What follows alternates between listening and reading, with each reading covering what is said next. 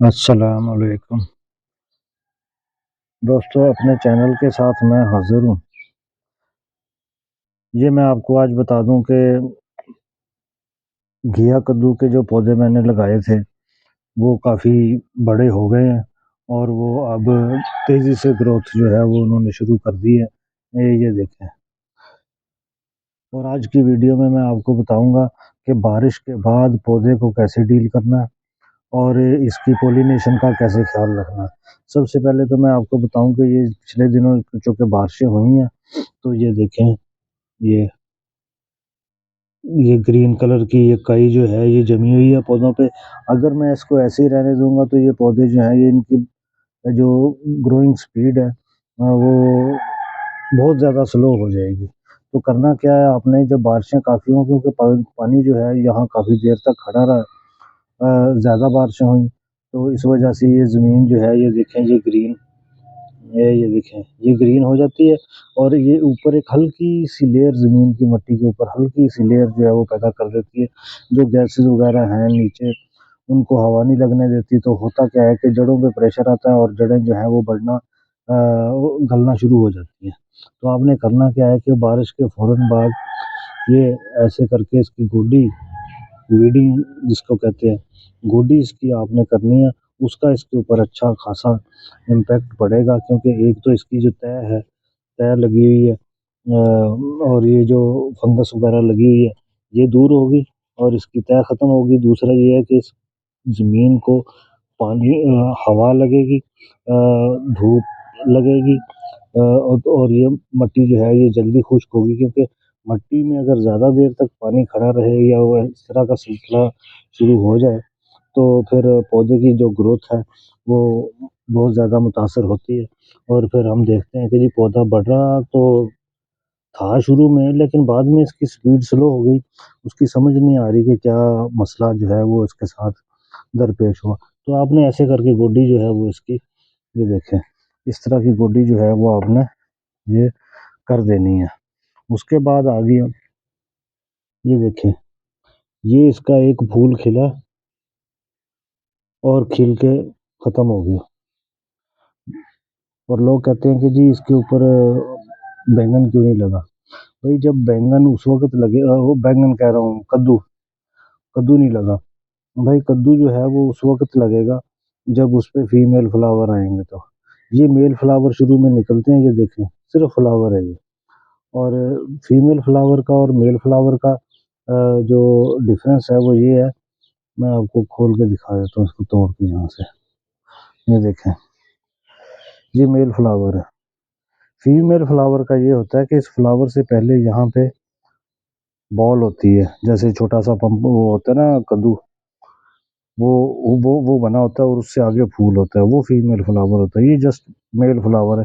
ये कुछ आते हैं, 2-3 फूल आते हैं, आगे ख़त्म हो जाते हैं शुरू में। उसके बाद ये देखें, ये बढ़ रहा है। ये जब 3 मीटर तक बढ़ जाएगा तो फिर मैं इसको यहाँ से आगे से ये यहाँ से कट कर दूँगा।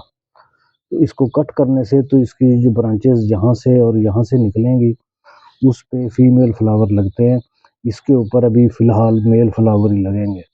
तो जब इसकी 3G कटिंग हो जाएगी तो इसमें से जो सब ब्रांचेज़ निकलती हैं, उन सब ब्रांचेज़ जो हैं उनमें फीमेल फ्लावर जो हैं वो लगते हैं। तो ये मेल फ्लावर मेन में अक्सर मेन स्टेम पे ही लगते हैं। तो इनकी और उनकी पॉलिनेशन बंदा शुरू में करवा दे तो होता क्या है कि ये जैसे ये मेल फ्लावर है, इसको थोड़ा-सा ऊपर से ऐसे हटा के, ऐसे, इसको ऐसे करके हटा के वो जो फीमेल फ्लावर है उसके ऊपर आपने ऐसे करना है, ऐसे। तो ये इसकी क्रॉस पॉलिनेशन जो है वो हो गई। शुरू में चूँकि पत्तों के ऊपर या फूलों के ऊपर वो नहीं आते, पतंगे नहीं आते या कीड़े-मकोड़े जो भी इनकी पॉलिनेशन का काम करते हैं, हनी बीज़ हो गई या तितलियाँ हो गई, तो वो नहीं आती। तो शुरू में अगर आपका कोई फीमेल फ्लावर जो है वो लगा है और मेल फ्लावर भी लगा हुआ है, बजाय इसके कि कोई चूंटी वगैरह जो है वो पहले इसमें जाए फिर इसके बाद उसमें जाए, फिर उसकी पॉलिनेशन हो। तो बेहतर ये है कि एक फूल पकड़ें, एक फूल पकड़ के वो जो फीमेल फ्लावर है उसके ऊपर 2-3 दफ़ा ऐसे-ऐसे करेंगे तो उनकी पॉलिनेशन हो जाएगी, वहीं से कद्दू बनना शुरू हो जाएगा और आपकी प्रोडक्शन भी ज़्यादा हो जाएगी। और अगर ऐसे ही छोड़ देंगे तो ये नेचुरल है, ये अल्लाह ताला के इख्तियार में आपने दे दिया कि कभी कोई भूला भटका कोई बी हनी बी हो गई या कोई मक्खी हो गई या जो भी चीज़ें आती हैं, तितली होगी, वो आएगी तो पॉलिनेशन होगी। क्योंकि होता क्या है कि ये यहाँ मेल फ्लावर लगा हुआ है, यहाँ ये फीमेल फर्ज करें फ्लावर लगा हुआ है। अब कोई यहाँ बैठे, यहाँ बैठने के बाद यहाँ आके बैठे फिर तो पॉलिनेशन होगी। अगर कोई नहीं आता, पतंगा नहीं आता, कोई बी या हनी बी नहीं आती, शुरू में फूल ही नहीं लगे होते तो कैसे आएँगे? ज़्यादा फूल होंगे तो फिर तो चले ठीक है जी, आ जाता है, हो जाता है।